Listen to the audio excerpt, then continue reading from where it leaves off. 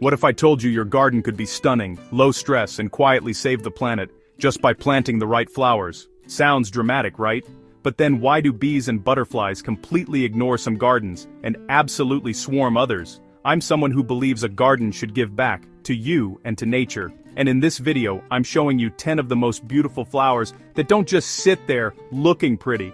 They actively call in bees and butterflies, even if you're a total beginner who's killed a plant or two before. No judgment, we've all been there. But here's the real question. Why do pollinators obsess over some flowers, and barely touch others that look just as gorgeous?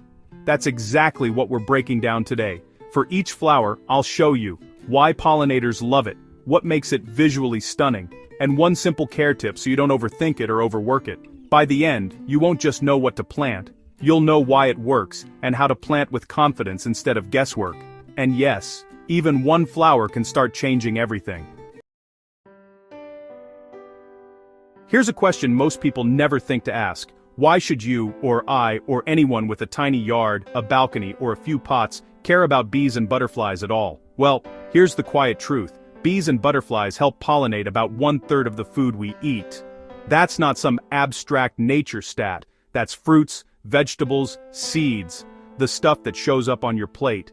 Now the uncomfortable follow-up question, if they're so important, why are their numbers dropping?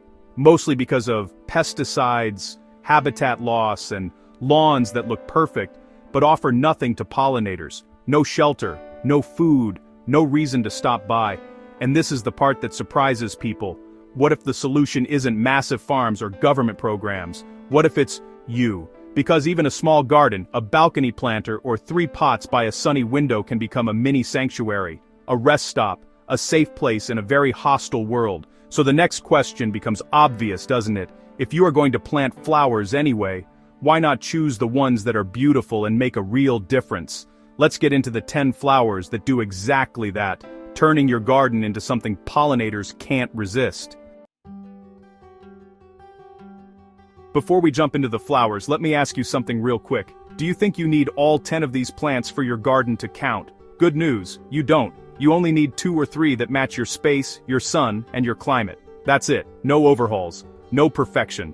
As we go through the list, I'll quietly point out which flowers are beginner-friendly, which ones bees go crazy for, and which ones butterflies just can't resist. Got full sun?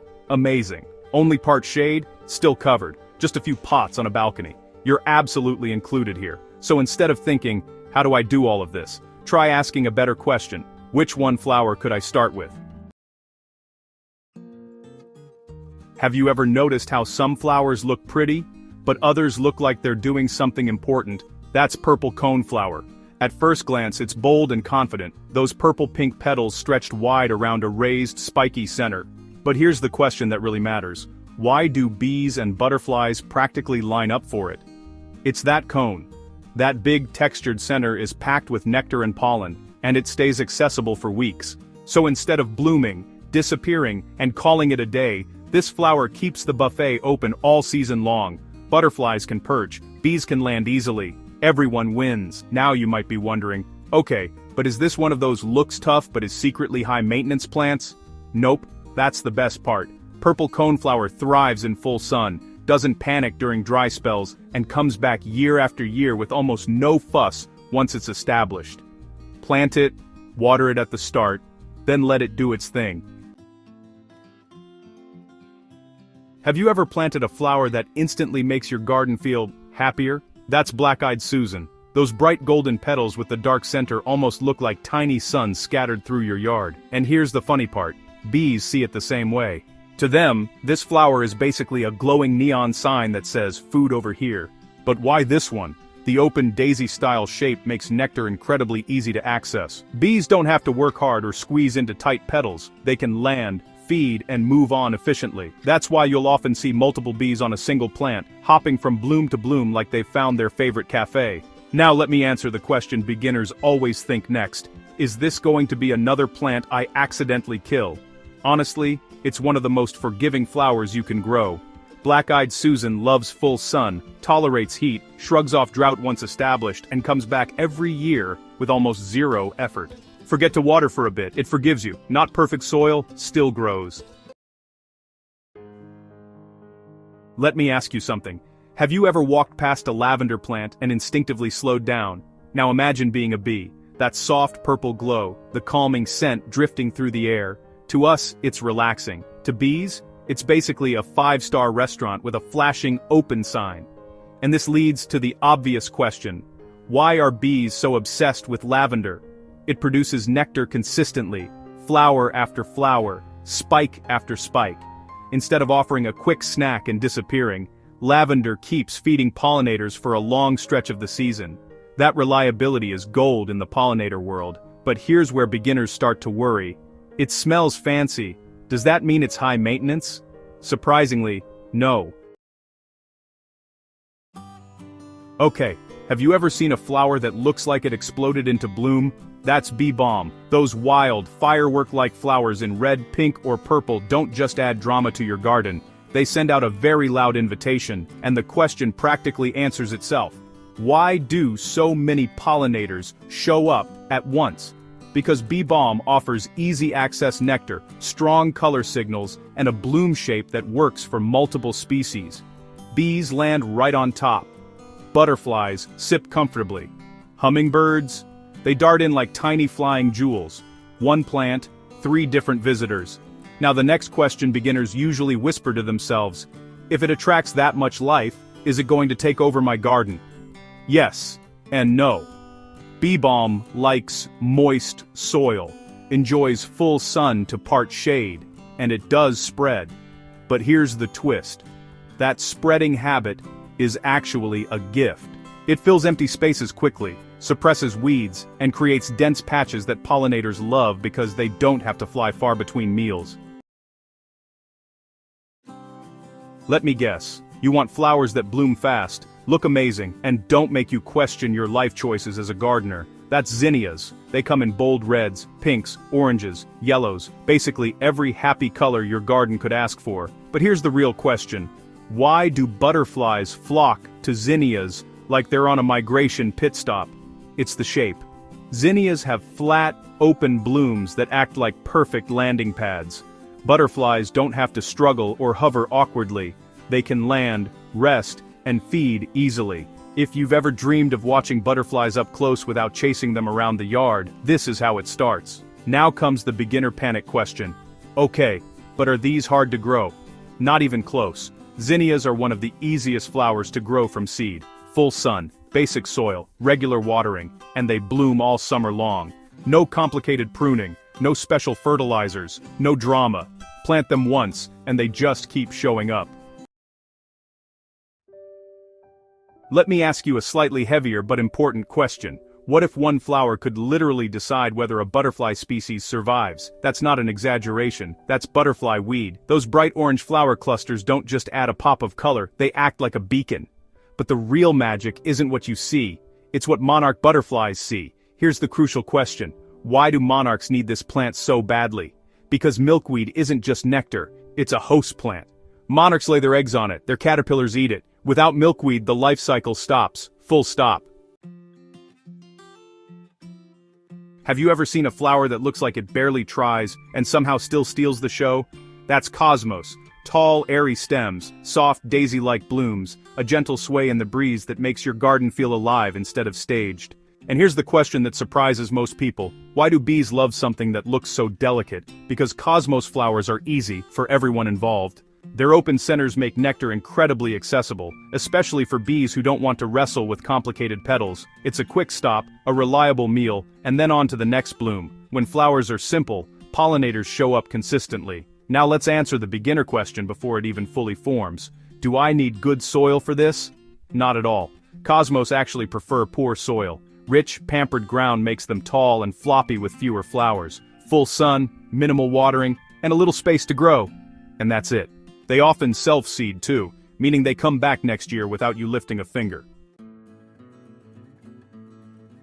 Have you ever wondered why some gardens seem busy all season long, while others go quiet after just a few weeks? That's where Salvia quietly steals the show. Those tall purple and blue flower spikes don't bloom once and disappear. They bloom, pause, and then, here's the trick, bloom again.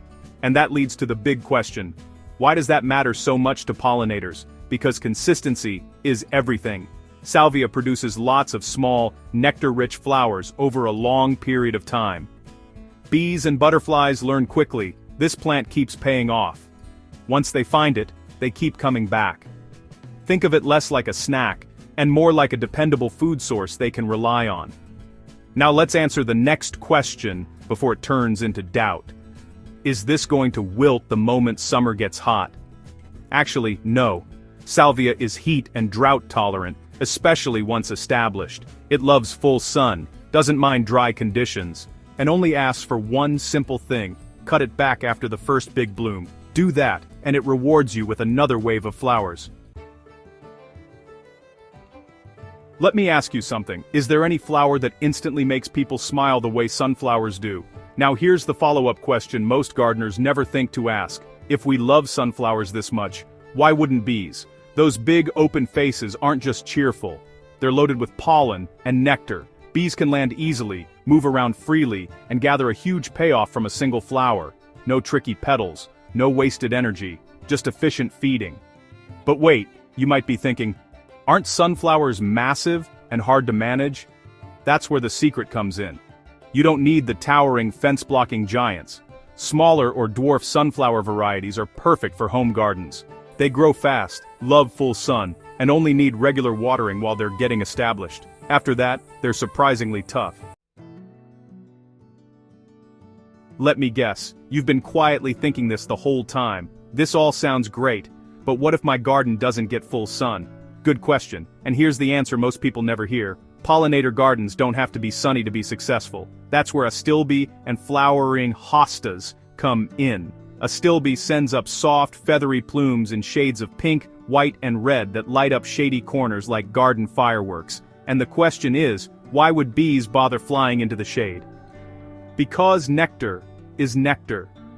In landscapes where sunny flowers are scarce, shaded blooms become incredibly valuable. Bees don't care about aesthetics, they care about access. Astilbe gives them food where few other plants do. Now, what about hostas? Most people grow them for their leaves, and completely ignore the flowers. But those tall, elegant spikes, bees love them. Before we wrap everything up, let's pause for one really important question. What's the point of planting pollinator flowers if we accidentally harm the pollinators right after? This part is simple, but powerful. First, avoid pesticides and herbicides whenever possible. Even products labeled safe can confuse or harm bees and butterflies. Remember, pollinators don't read labels. If it affects insects, it affects them. So what do you do instead? Let nature help itself.